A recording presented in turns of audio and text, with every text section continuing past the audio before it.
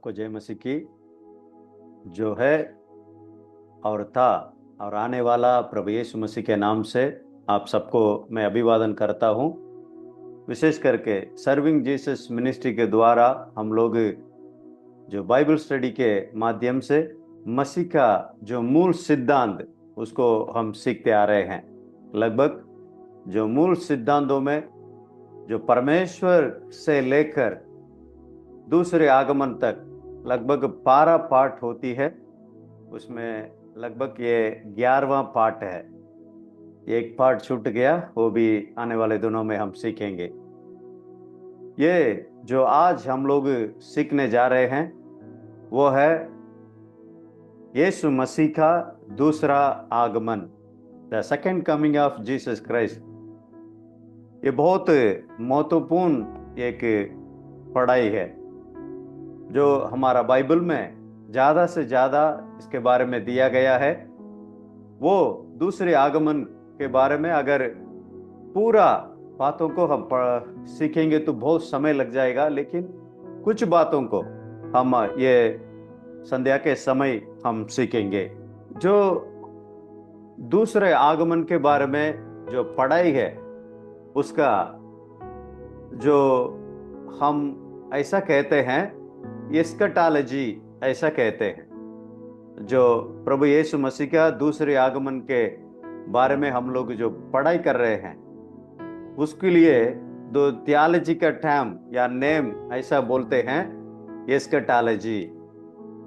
ये जो प्रभु यीशु मसीह ये दुनिया में रहकर 33.5 साल रहकर अपना सेवकाई को पूरा करके हमारे लिए सारे मानव जाति के लिए मर के जी उठा और 40 दिन लोगों को दिखाई दिया।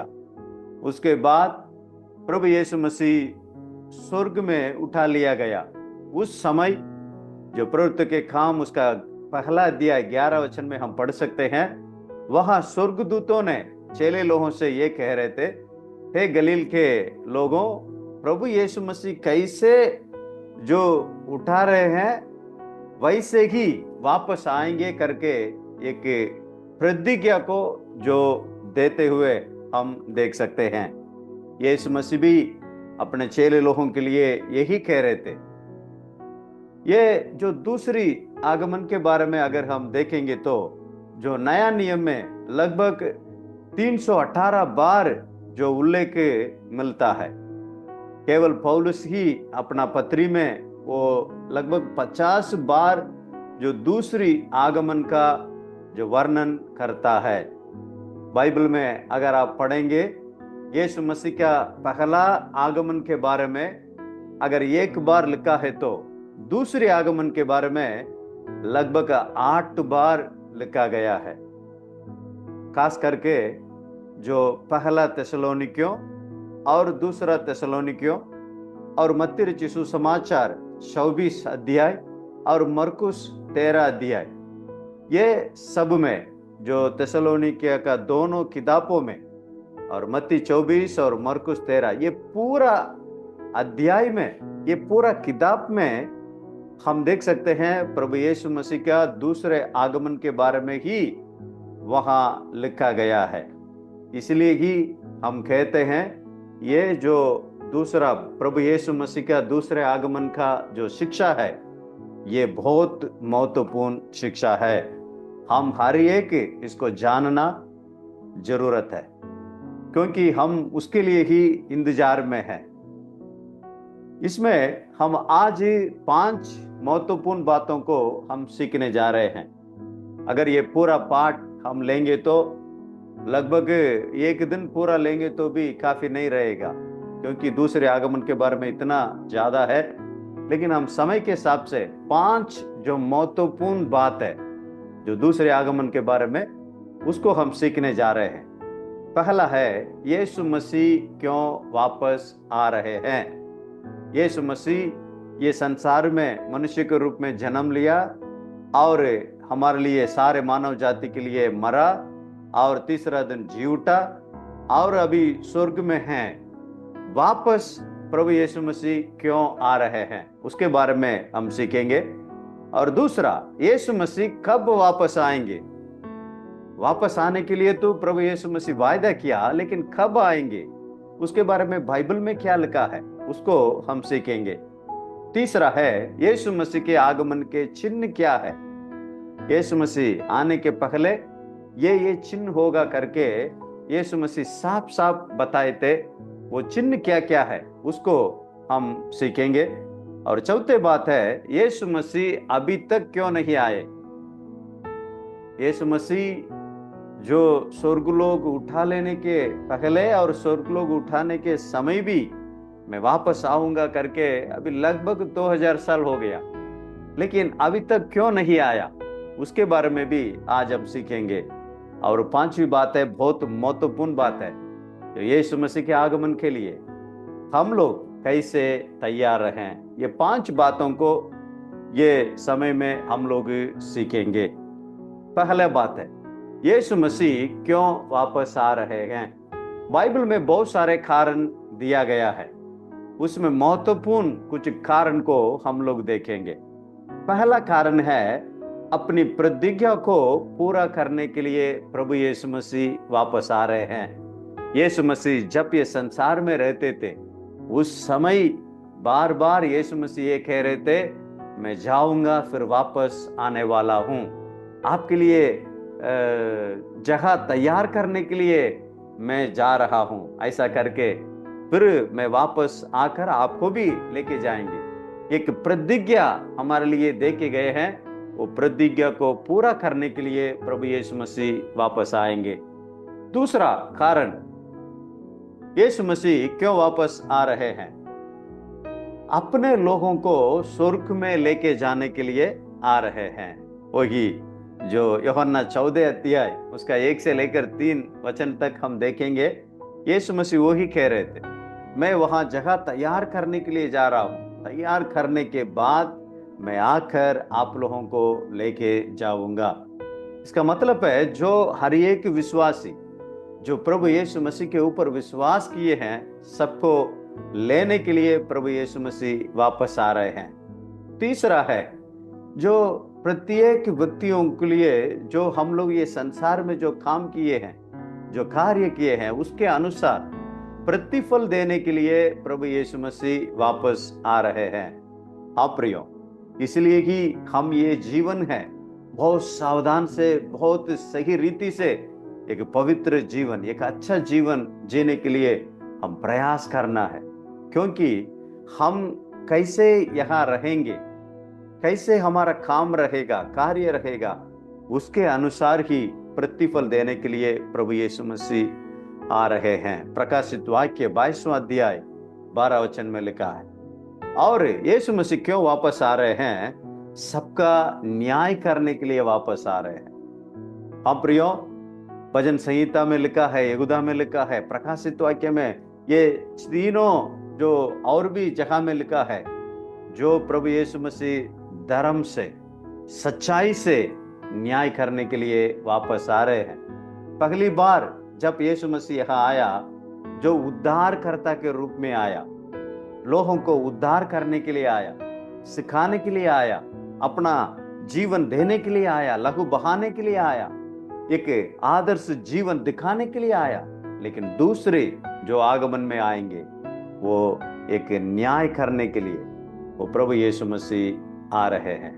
और पांचवी बात है, पृथ्वी पर अपना राज्य स्थापित करने के लिए प्रभु यीशु मसीह आ रहे हैं। दानियल 7वां अध्याय 13-14 में अगर आप पढ़ेंगे, प्रभु यीशु मसीह इसलिए वापस आ रहे हैं, अपना राज्य को स्थापित करने के लिए आ रहे हैं। दूसरा, यीशु मसीह कब वापस आएंगे। हाँ प्रियो, यही बहुत महत्वपूर्ण एक बात है। आज संसार में कई लोग कह रहे हैं आज प्रभु आ जाएंगे। पिछले साल भी एक व्यक्ति ऐसा बोल के बैठा है, यीशु मसीह ये दिन में आने वाला है। तमिलनाडु में भी एक व्यक्ति पूरा जगह जो विदेश में भी जाकर प्रचार करने लगा, यीशु मसीह ये दिन में आने वाला है। लेकिन बाइबल क्या कहती है, कब आएंगे। मरकुस 13:32 में लिखा है, किसी को भी यीशु मसीह कब आएंगे कर किसी को भी मालूम नहीं है। ऐसा लिखा है, जो पुत्र यीशु मसीह भी नहीं जानते हैं कब वापस आएंगे करके। स्वर्गदूत नहीं जानते हैं, कोई मनुष्य चाहे सेवक हो विश्वासी हो, कोई नहीं जानता है यीशु मसीह कब वापस आएंगे। वापस तो आएंगे, लेकिन कब आएंगे केवल पिता को ही मालूम है प्रियो। इसलिए दुनिया में कई बार कई लोग, अभी तक हजारों लोग बोल चुके हैं ये दिन में प्रभु आने वाले हैं, ये दिन में आने वाले हैं करके, लेकिन कभी नहीं आया। इसलिए नहीं आया, इसलिए नहीं, ये गलत साबित हो गया। बाइबल में इसके बारे में दिया ही नहीं है, वो केवल परमेश्वर ही जानते हैं। और जब सब जातियों में सुसमाचार प्रचार होगा तब प्रभु यीशु मसीह आएंगे। मत्ती 24:14 में वो ही लिखा है, सारे दुनिया में हर व्यक्ति के लिए, हर जाति के लिए यीशु मसीह आने के पहले ये पूरा लोगों को ये सुसमाचार पहुंच जाएगा। हम प्रियो, ये ही जब ये सुसमाचार सारे जातियों को पहुंचती है तब प्रभु यीशु मसीह वापस आएंगे। हम नहीं जानते हैं अभी कितने लोग सुन चुके हैं, कितने लोग नहीं सुने हैं, हमें मालूम नहीं है, लेकिन वचन के आधार पे सब जातियों को जो सुसमाचार सुनाई दिया जाएगा तब प्रभु यीशु मसीह का आगमन रहेगा। यीशु मसीह कब वापस आएंगे वो वहां हम देखते हैं जब लोग उसकी अपेक्षा नहीं करेंगे। हम प्रियो, एक चोर के समान आऊंगा करके प्रभु यीशु मसीह कह रहे थे, चोर के समान। इसका मतलब है चोरी बन के नहीं। एक चोरी जब किसी घर में अगर चोरी करने जाता है तो किसी को मालूम नहीं रहता है। वो अर्थ में ही यीशु मसीह कह रहे हैं जब यीशु मसीह आएंगे उस समय कोई अपेक्षा नहीं करेंगे, हाँ ये समय में भी आएंगे, अभी ही आएंगे, कल ही आएंगे करके कोई कह नहीं सकते हैं, ऐसा लिखा है। इसलिए प्रियो, यीशु मसीह कब आएंगे करके कोई नहीं जानते हैं, केवल पिता ही जानते हैं, लेकिन हम हमेशा तैयार रखना है। तीसरा हम ये देखते हैं यीशु मसीह के आगमन के चिन्ह क्या है। हाँ प्रियो, यीशु मसीह कब आएंगे किसी को भी मालूम नहीं है, लेकिन यीशु मसीह आने के पहले क्या क्या चिन्ह होगा करके प्रभु यीशु मसीह ने हमें सिखा के गए हैं। उसमें खास बात है, कुछ बातों को हम सीखेंगे। वो है पहला जो चिन्ह है, अब बड़ी ध्यान से सुनिएगा। बहुत से झूठे मसीह और झूठे भविष्यवक्ता उठ खड़े होंगे। मत्ती रचित सुसमाचार 24 अध्याय में ही चेले लोग पूछ रहे थे, प्रभु आपके आगमन ये संसार के अंत कब होगा करके पूछने के समय यीशु मसीह वहां चिन्हों को बताने लगे। उसमें पहला जो चिन्ह है, झूठे मसीह, झूठे भविष्यवक्ता लोग उठ खड़े होंगे करके, जो वचन 4 में और वचन 5 में और वचन 24 में, एक ही अध्याय में 3 जगह में प्रभु यीशु मसीह सावधान रहने के लिए बोल रहे थे। हम प्रियो, आज भी ये चिन्ह पूरा हो रहा है। कई लोग झूठे भविष्यवक्ता खड़े हो गए हैं, कई जो झूठे मसीह लोग खड़े हैं। लगभग आज के जमाने में, मैं जो ऐसा इसके बारे में जो मैं सीख रहा था, पढ़ रहा था, आज के दिन में लगभग 300 लोग कह रहे हैं मैं ही यीशु मसीह है करके। हम प्रियो, ये अंतिम समय का है, अंतिम घड़ी में हम लोग बैठे हैं, ये ही चिन्ह है। दूसरा चिन्ह है, तुम लड़ाइयों और लड़ाइयों की चर्चा सुनोगे। मत्ती रचित सुसमाचार 24 का 6 वचन में प्रभु यीशु मसीह कह रहे थे लड़ाइयां।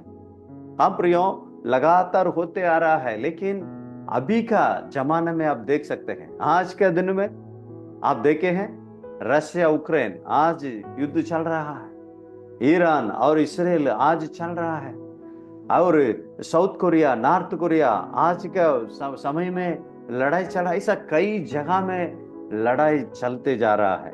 ये पूरा हम सुनते रहेंगे।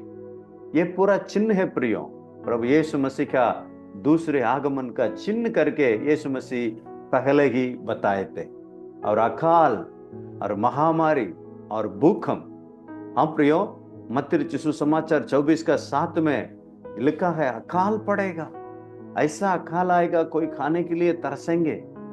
हम प्रियो, बल्कि इधर उधर का थोड़ा हम देखने के समय सही लग रहा है, लेकिन कई जगहों में आज भी एक बार का खाना के लिए तरस रहे हैं। और महामारी, हम पिछले दिनों में, पिछले सालों में हम लोग देखे थे, जो कोरोना करके वायरस, वो कोरोना वायरस में इतनी हम लोग देखे हैं ये कैसे आया, कितनी हजारों लाखों लोगों को वो लेके चला गया प्रियो।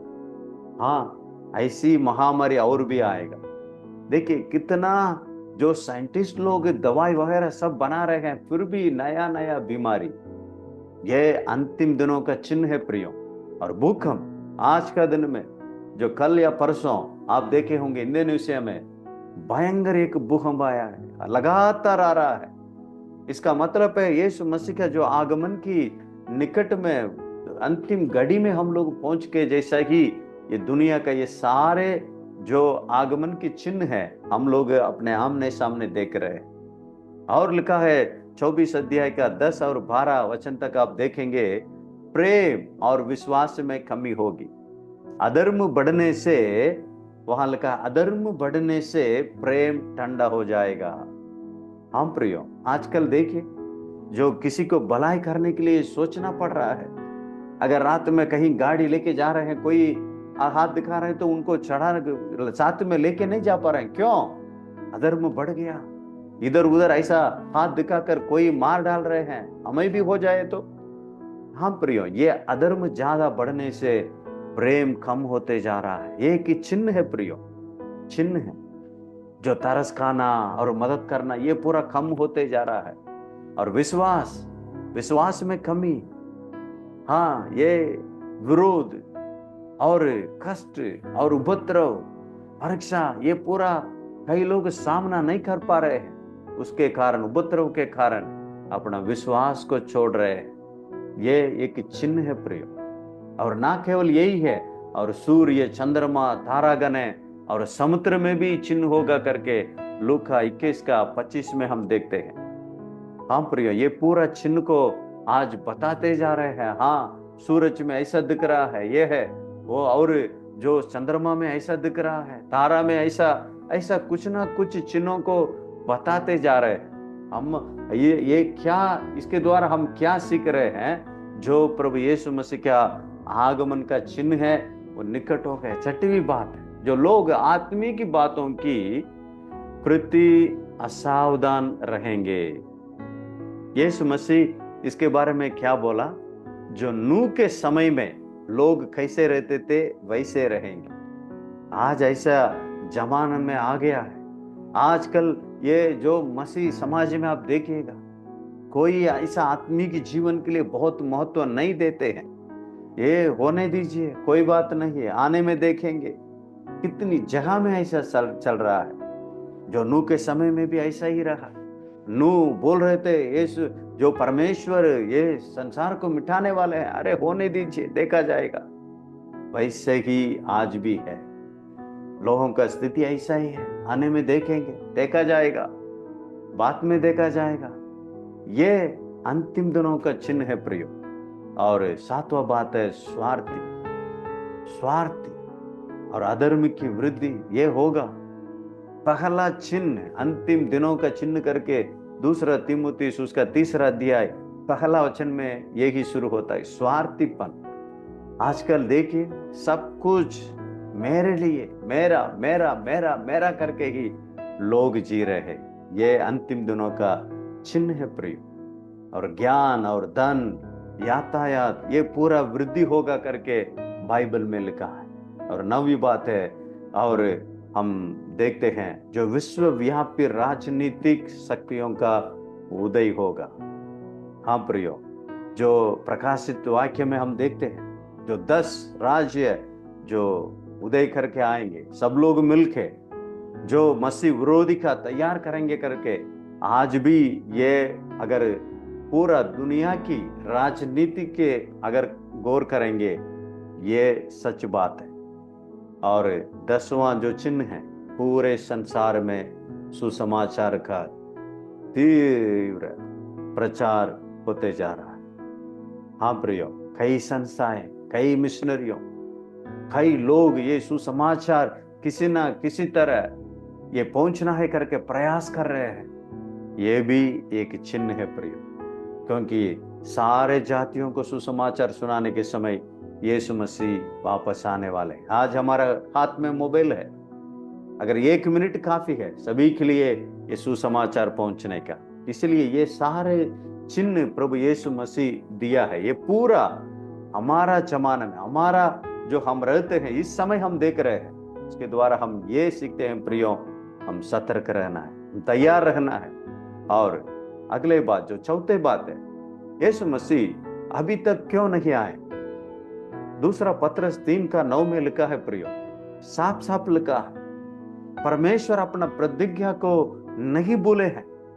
मैं थोड़ा विस्तार करके मैं लिखा हूं, प्रभु यीशु मसीह अपना प्रतिज्ञा किया है, वो आना है, प्रतिज्ञा को नहीं भूले। कई लोग बोलते हैं, वो तो बोलते रहते हैं यार यीशु मसीह आएंगे आएंगे करके, कहाँ आए हैं? लेकिन प्रियो, प्रतिज्ञा को नहीं भूले। वहां वचन में लिखा है, वह मनुष्यों को मन फिराने का अवसर दे रहा है, हम सबको उद्धार पाए। ये लोग अपना पाप को, गलती को छोड़कर सुधर जाएं, उद्धार पाए, मन फेरें, ताकि नरक में नहीं जाने पाए। यीशु मसीह आने के बाद फिर तो कुछ काम नहीं है मनुष्य के लिए। यीशु मसीह आने तक ही अपना जीवन सुधारना, मन फेरना, अच्छा जीवन जीने के लिए एक अवसर को परमेश्वर देखे रखे हैं। कई लोग ये अवसर को गलत समझ रहे हैं। हाँ प्रियो, अगर प्रभु यीशु मसीह 10 साल के पहले आ गया तो आप कहाँ रहे होंगे? मैं कहाँ रहा होगा? 5 साल के पहले आएंगे तो आप में से कितनी बोल सकते हैं मैं 5 साल के पहले ही उद्धार पाया? हाँ प्रियो, प्रभु यीशु मसीह अपना, इसलिए वो जो देर कर रहे हैं, हमारे ऊपर दया और अनुग्रह और धीरज को दिखा रहे हैं, ताकि हम सभी उद्धार पाए। अधिक से अधिक लोग जो उद्धार प्राप्त करके स्वर्ग आ जाए, इसलिए ही परमेश्वर धीरज धर रहे हैं। समय हो गया, पूरा चिन्ह होते जा रहा है, एक भी चिन्ह नहीं हुआ करके हम कह नहीं सकते हैं। सारे चिन्ह हम आमने सामने देख रहे हैं, फिर भी देर करने का एक ही कारण है। जो सुन रहे हैं प्रिय भाइयों बहनों, हम आज तैयार हैं। हो सकता है हमारे लिए भी प्रभु दया करके, अनुग्रह करके धीरज धर रहा होगा। हमारे जीवन को हम सुधारना जरूरत है, अच्छा जीवन जीना जरूरत है प्रिय, ताकि यीशु मसीह आने के बाद हम कुछ नहीं कर पाएंगे। इसलिए हम मन फिराना है, हमारा जीवन एक पवित्र जीवन होना जरूरत है। यीशु मसीह वो जो धीरज धर रहे हैं, उसको हम गलत नहीं इस्तेमाल करना। 5वां बात, यीशु मसीह का आगमन के लिए कैसे तैयार है। मैं जल्दी जल्दी बोलना चाहता हूं, आप लोग ध्यान से सुनिएगा। पहली बात है, जो धोखे खाने से बचे रहना है। झूठी शिक्षकों, झूठे भविष्यवक्ता और गलत सिद्धांतों से सावधान रखना जरूरत है प्रिय। आजकल ऐसा है, लोग बोलते हैं प्रभु का अनुग्रह है, कुछ भी करते जाओ, पाप करो, कोई पाप का और स्वर्ग जाने का कोई मतलब नहीं है। यीशु मसीह आपके लिए मर चुका है, आप कैसे भी जीवो करके आज चल रहा है। लाखों लाख लोग उसके पीछे कर रहे हैं, उनका किताब दुकान में नहीं मिल रहा है, इतना लेकर पढ़ रहे हैं, ताकि वो कह रहे हैं अनुग्रह के कारण आप कोई भी पाप कर सकते हैं। ऐसी जो झूठे शिक्षकों से, भविष्यवक्ता से हम सावधान रखना है प्रिय। हमारा जीवन सावधान से जीना जरूरत है। दूसरा है सदैव तैयार रखना। यीशु मसीह दूसरे आगमन के बारे में बताने के समय 24 अध्याय में चिन्हों को बताकर 25 अध्याय में 3 दृष्टांतों को बोल रहे हैं। उसमें पहला है तैयार रखना। 10 कुंवारियां के बारे में यीशु मसीह शिक्षा दिया, हम सभी जानते हैं। ये 10 लोग जो अविश्वासी के बारे में नहीं, विश्वासी है। सब लोग यीशु मसीह के लिए उद्धार पाए हैं, अभिषेक पाए हैं, अच्छा जीवन जी रहे थे, यीशु मसीह का जो आगमन के लिए तैयार थे। लेकिन 5 मूर्ख है, 5 ही बुद्धिमान है। जो मूर्ख, जो तेल नहीं लेके आया, मसाला लेके आया लेकिन तेल नहीं है। इसका मतलब है जो जल रहे थे अभी बुझते जा रहा है, उजियाला तेज नहीं हो रहा है, बुझते जा रहा है। क्यों? तेल नहीं है। हाँ प्रियो, हमारा जीवन आज कैसा है? हम तैयार है? हम जो पहले जैसा पवित्र जीवन, एक विश्वास का जीवन, एक अच्छा जीवन, एक आत्मा का बोझ जीवन हमारा जीवन है नहीं? या जो भलाई करने का जीवन अभी भी जल रहा है या बुझते जा रहा है? 10 लोग सो रहे थे लेकिन उठने के समय 5 के पास तेल नहीं। हमेशा तैयार रहना है प्रियो। और तीसरा, यीशु मसीह ने कहा जागते रहो और प्रार्थना करते रहो। बार बार ये कह रहे थे, जागते रहना है, सतर्क रहना है। जागते माने सतर्क रहना है। शैतान मौका ढूंढ रहा है पाप में गिराने के लिए, नरक लेके जाने के लिए, हमें नष्ट करने के लिए, लेकिन हम सतर्क रहना है प्रियो, जागते रहना है और प्रार्थना करना है। प्रार्थना करने से ही परमेश्वर का सामर्थ्य पाकर एक अच्छा जीवन हम जी सकते हैं। आत्मिक रूप से सतर्क रहें और निरंतर प्रार्थना करते रहना है प्रिय। और चौथे बात है विश्वास में स्थिर बने रहना। हम पहले बोले थे जो परीक्षा, जो उपद्रव, विरोध, इसके सामने अगर हम टिकना है तो हम विश्वास में बने रहना चाहिए। यीशु मसीह कह रहे थे लूका 18:8 में, मनुष्य का पुत्र आने के समय पृथ्वी में विश्वास को पाएगा क्या, ऐसा करके पूछ रहे हैं। का मतलब क्या है? हम सभी तो विश्वास ही है, लेकिन प्रियो हमारा विश्वास कैसे विश्वास है? उपद्रव में, बीमारी में, विरोध में हमारा विश्वास स्थिर रहेगा या छोटी मोटी बातों में हम डगमगाएंगे? लेकिन प्रियो हमारे जीवन में कुछ भी हो जाए, अय्यूब कहता है प्रभु मुझे घात भी करें, मैं अपना विश्वास को नहीं छोड़ूंगा। हम प्रियो ऐसा एक विश्वास जो शाद्राक मेशक अबेदनगो हो, हमें आग में डाल दो कोई बात नहीं, विश्वास में स्थिर रहेंगे। ऐसा विश्वास हम स्थिर रखना पड़ेगा प्रियो, सावधान। और 5वीं बात है विश्वास योग्य बने रहना। ये क्या विश्वास योग्य? 3 विषय में विश्वास योग्य बनना है, ध्यान से सुनिएगा। दूसरे आगमन का चिन्ह को यीशु मसीह बोलते आ रहे थे। अंतिम में एक कहानी, एक दृष्टांत को प्रभु यीशु मसीह बोले थे। आप घर में जाकर देखिएगा, जो 24 अध्याय अंतिम भाग में 44 से लेकर 51 तक वहां लिखा है, जो सौंपे गए लोगों के प्रति विश्वास योग्य बने रहना। चाहे परिवार हो सकता है, चाहे बच्चे हो सकता है, जो एक टीम हो सकता है, सेवक लोग हो सकते हैं, कंपनी में काम करने के समय हमारे नीचे लोग हो सकते हैं। वो लोगों को किस उद्देश्य से हमारे लिए दिया गया, वो उद्देश्य को ही हम पूरा करना जरूरत है। विश्वास योग्य उसमें रखना जरूरत है प्रियो। और दूसरा, प्रतिभाओं और वरदानों के प्रति हम विश्वास योग्य रहना है। 25वां अध्याय मत्ती रचित सुसमाचार 25वां अध्याय 14 से 30 तक आप देखिएगा। एक जन को 1 तोड़ा, दूसरा जन को 2 तोड़ा, तीसरा जन को 5 तोड़ा दिया। जो 5 दिया और 5 कमाया, 2 दिया और 2 कमाया, 1 है मिट्टी में ढांक के रख दी। मालिक उनसे क्या बोले थे मालूम है?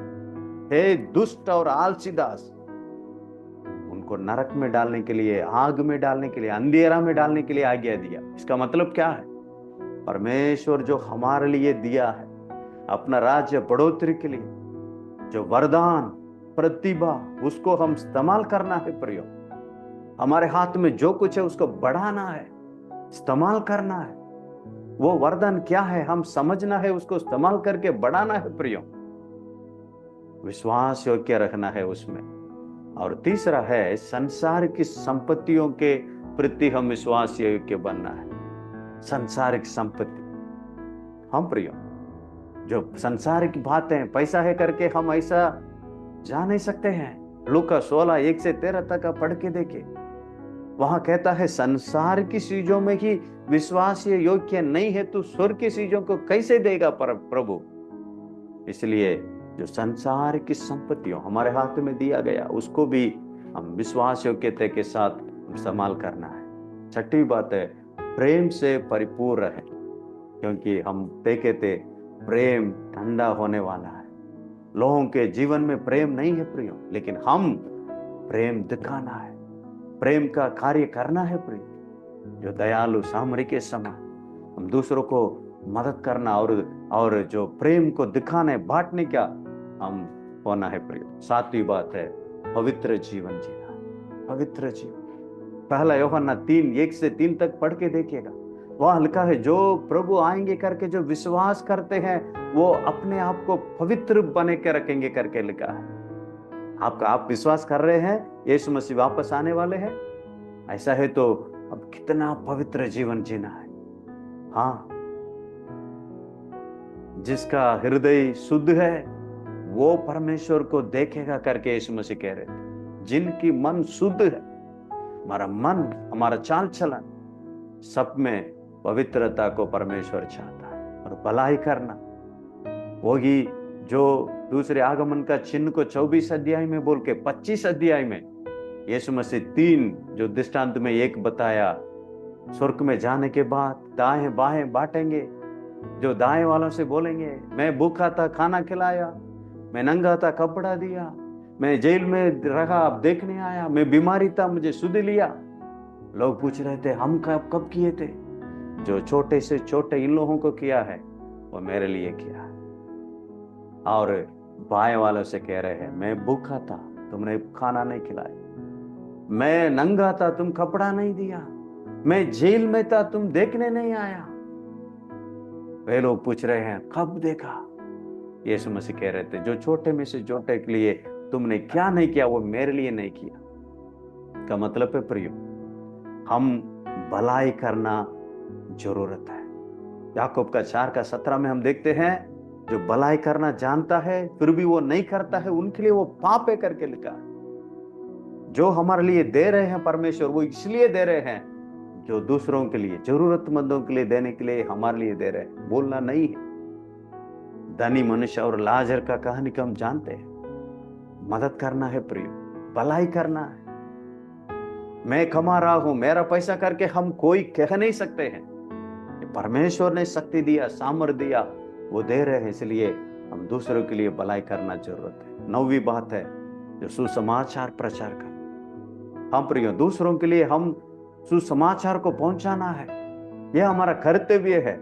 यीशु मसीह के ऊपर विश्वास करने वाले, उद्धार पाए हुए हर एक व्यक्ति दूसरों के लिए सुसमाचार सुनाना है, क्योंकि जब सुसमाचार पहुंचेगा तब प्रभु यीशु मसीह वापस आएंगे। ये तैयार ही रखना है। कहीं भी जाते आते हैं दूसरों को सुसमाचार सुनाना। यीशु मसीह आपसे प्यार करता है, आपके लिए मरा है, यीशु मसीह के ऊपर विश्वास करो, आपकी पाप क्षमा होगा, आप स्वर्ग राज्य में आ जाएंगे करके सुसमाचार सुनाना। और 10वां बात, अंतिम बात है, परमेश्वर की इच्छा के अनुसार जीवन जीना है। मत्ती 7वां अध्याय में 21 से 23 तक पढ़ के देखिए। कुछ लोग आए थे, प्रभु आपके नाम से हम भविष्यवाणी किया, आपके नाम से दुष्ट आत्मा को भगाया, आपके नाम से हम चंगाई किया।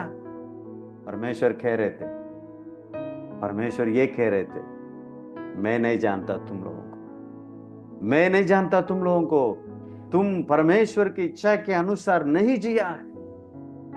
हमसे भी कल प्रभु कहेंगे ऐसा जीवन है, या तो परमेश्वर की इच्छा के अनुसार हम चल रहे हैं। अपने आप को जांचना जरूरत है प्रिय।